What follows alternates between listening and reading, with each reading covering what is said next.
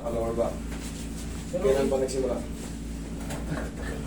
Tagal-tagal na rin. Mga tansya lang. Approximate 5 months, 6 months, 7. Yeah, mga 7, 6. 7. Okay. Ibig sabihin nun, pasok pa sa reglementary period.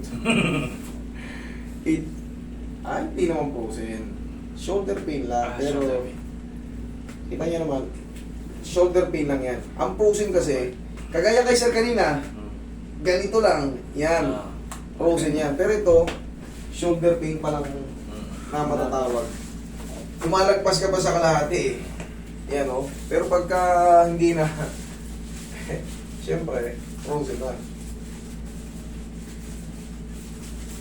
Pero ang mga ano yan, medical term na tawag, tendinitis, subchromial bursitis, rotator cuff swelling, mga slap tear, adhesive capsulitis, yan yung pinakamasakit. O yung ano, yung mga trigger finger. Ayan, trigger finger Ito, yan. ayan. Oh, naayos din yan. Basta may problema dyan, parang nagkakaroon na rin ito eh. Madalas ko na napapansin, pag may frozen shoulder, minsan may ano eh, tugma eh. Pero ito, naayos din yan. Maayos din yan. Irarap lang natin yung mamaya.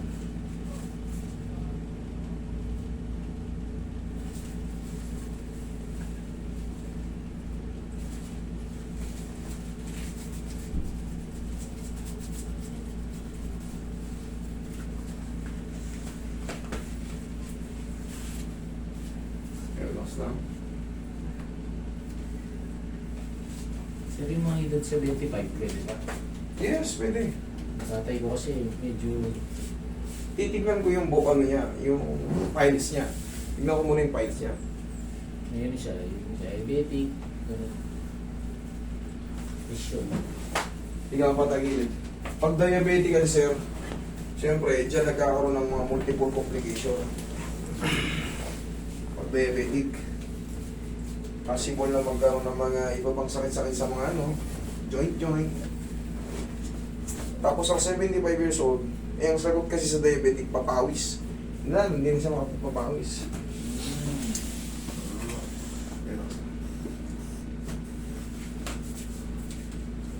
Kailangan pawisan siya ulit, sir. Oo, ibilad-bilad nyo sa umaga, sa araw. Hindi, nakakapagtrabaho pa naman siya, sir. Ayun!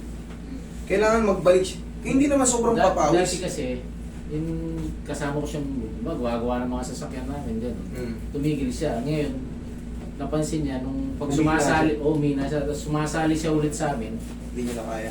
medyo Dapa.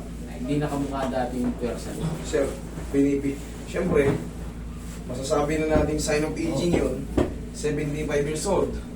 Talagang isinisigaw na yan sa bingguan. Matanda! 75. Hindi. Magkaganon pa man, checking ko si tatay kung ano may tutulong ko. Baka yung mga joint niya, kailangan lang din ma-reset. Pero sir, wala na tayong aasahan dyan ng full 100% na pabalik siya sa dati. Ang ano na natin dyan, at least mawala yung mga pain na iniinda-inda niya. Ganun lang. Pero yung mga babalik siya dati sa pag pipihit-pihit ng mga tornilyo na pang ilalim. hindi na natin kaya, hindi niya na kaya. Lalagutok na buto nun, lalagutok na yung mga joint nun. Pero nagkakaroon talaga tayo ng tinatawag na retirement eh. Pero ang pinaka-the best yung para healthy pa rin si tatay. Pag may araw sa atin, bilad-bilad nyo siya. Bilad-bilad siya. Inom ng tubig. Para manatiling malakas. Kahit pa paano, balik sa basic. Bilad sa araw, gaganon-ganon. Kung ano lang maabot, 1, 2, 3. 1, 2, 3. 1, 2, 3. 1, 2, 3. Ganon-ganon lang, malaking bagay yun. Para yung mga joint-joint niya, uminat pa. Siyempre, sa tulong ng mga massage, kahit pa paano, kahit hindi ka na nakakapag-flex ng todo-todo, pag binasage namin yan, lalambot yung mga muscle mo. Yung mga tight muscle mo, mga tendons mo, nagkapok na dahil kaedad.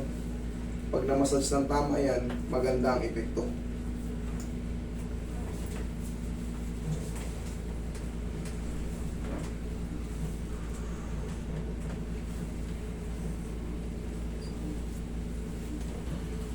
Tihaya ka.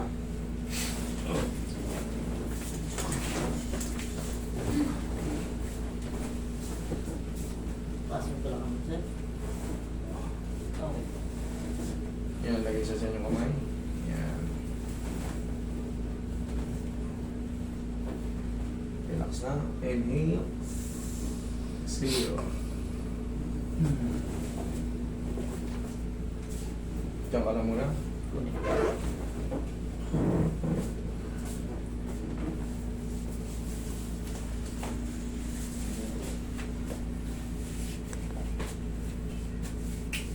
Pero po.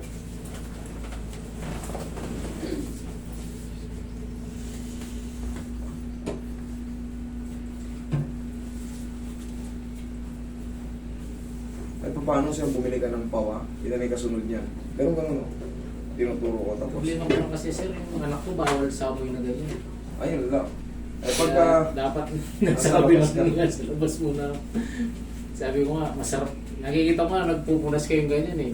Bumili ako tapos nakalimutan ko, bawal pala sa akin. Ano nangyari sa ano? Yung ano siya, inboard, G6PD sa Bawal sa bawal ganyan. sa mint, basta may toll sa labelin bawal. Bawal na naamoy. Kakaroon siya ng allergy. Allergy. O huwag tayong lumapit.